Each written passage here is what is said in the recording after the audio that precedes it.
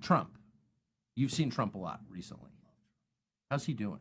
Toughest son of a bitch on the earth. He's doing great. It's incredible. He's we been just got to indicted spend some 4 time times. with him. Yeah. Which you seem to be having more fun than anybody in that. I was equation. having. You watch that video back, and we're walking to the ring, and everyone's looking all tough, and you're like, you're like, this is the greatest day of my life. I loved it. That was so much fun. It was amazing. I love spending time with him, getting to know him.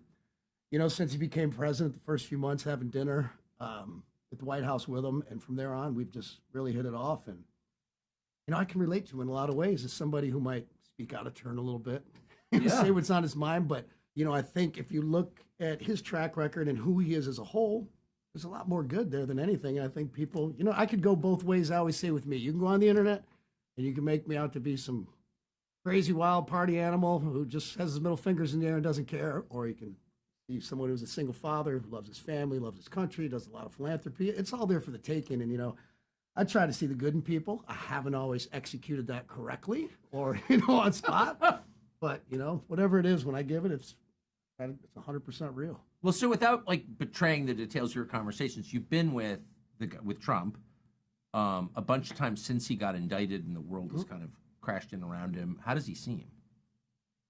Can't tell. Really? No. I mean, when we're golfing or we're hanging out in different scenarios here and there, it's his spirits are always up, and he's always talking about this country. He's always talking about this country and how he wants to win for it. He likes to win at anything. Yeah, that's true. Anything. When we're golfing, I won $100 from him at the UFC. I don't think he was too happy about it. But what'd you bet on? We were betting on fights. We're just picking guys, to make it more interesting. Yeah. And man, somebody that's in that office, in any office, that wants to win for this country, I'm in. I've never seen anybody who wants to win for this country like that guy. And I don't think we'll ever see anything like it in our lifetime. To me, he's the greatest president we've had. And he's unaffected, in your experience, by everything that's happening. Oh, is he pissed off? Sure. Yeah, but he doesn't seem broken at all. I don't want to speak out of school, but who's not going to hem and haw a little bit about the people that are doing this to him? These people in New York. It's a freaking joke. Yeah. I mean, one Google search on Zillow, property in Palm Beach. There's a couple acres that comes up on the water. It's $200 million. Yeah. And they're like, Mar-a-Lago's only worth $17 million. It's like, well, you are a stupid son of a bitch if you say that. Yeah. He takes loans from the bank, whatever. He pays them all back. Everybody makes money. There's no crime here. Yeah. I just, they're just, it's completely, anybody who can't see they're fucking with him is just blinded. Yeah. I know the guy speaks out of turn a little bit, says some things. I can relate. Yes. I do it myself, quite often because I just say what's on my mind, and I can get that. But I don't know how you look at his track record and what he did and how he had this country fired on all cylinders when he was in office. Everybody working, our military is the strongest. He's leading with, strength and our borders, under control, just energy independent. You could go on and on. I don't get it. I understand because it seems like it's a lot of women, like in my life and stuff. They're like, well, I don't like the way he talks. It's like, come on, man. you're not putting him in the office to hear him talk nice. How many years have we had of that? People that it seems like everybody, because everything is very polarized. I get it. And speaking of Bud Light, it's like, I wish those guys could take this opportunity. Maybe they could start a little civil discourse with the negative that's happened to them. Maybe they could figure out a way with that beer to kind of maybe bring people together a little bit. I don't know. I don't think they're going to hire me as the head of their marketing anytime They probably soon. should. Yeah, well, Have they approached I like you? my day job. By the way, did they ever call you after you opened up on him with a machine gun? No, there's been some distributors Yeah. who who claim they know the people at top and this, that, and the other. And I said, man, I'll sit down with anybody, anytime. And, we actually got to talk to the CEO, me and Trump, the other night at the UFC fight.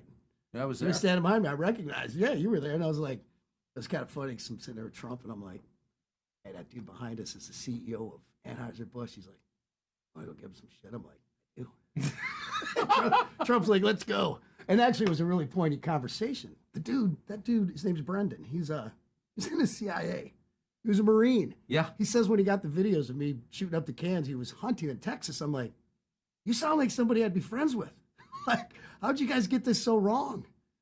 And, I hate speaking out of turn when I have conversations with people, but I don't think would mind this. I was like, when you did that morning show, were you coached?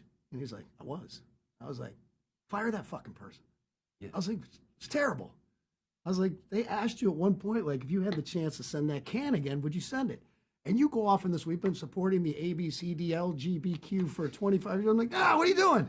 I'm like, you don't have to throw anybody under the bus. All you have to do is say, while we want everyone to enjoy our beer, we know who our consumer is, and we got that one wrong. We're going to double down. We hear you. Our bad. Just say that.